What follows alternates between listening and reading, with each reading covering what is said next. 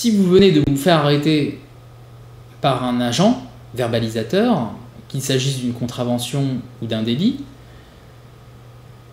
l'agent va vous auditionner dans le cas d'un délit et dresser un avis de contravention, un procès verbal, dans le cas d'une contravention. Nous prendrons ce dernier cas, simplement.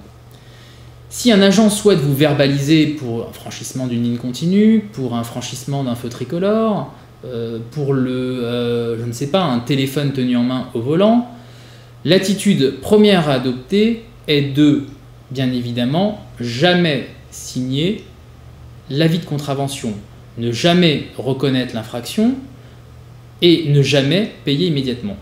Quel intérêt? L'intérêt est le suivant. En payant immédiatement, vous allez bloquer les voies de recours, c'est-à-dire que vous allez reconnaître ainsi tacitement en fait l'infraction. Donc c'est la raison pour laquelle il ne faut jamais payer. En reconnaissant l'infraction, vous vous bloquez également une porte de contestation. Vous ne pourrez plus contester si vous avez reconnu cette infraction.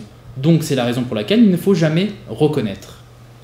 En signant l'avis de contravention, vous facilitez le travail de l'officier, l'agent verbalisateur. C'est-à-dire que si un jour vous devez récupérer quelques points sur votre permis de conduire, votre signature montrera que vous avez été d'accord avec le retrait de points automatique, avec l'infraction elle-même, et il est évident que si votre signature est manquante, bien évidemment, on se posera toutes les questions utiles. Est-ce que vous avez reconnu l'infraction?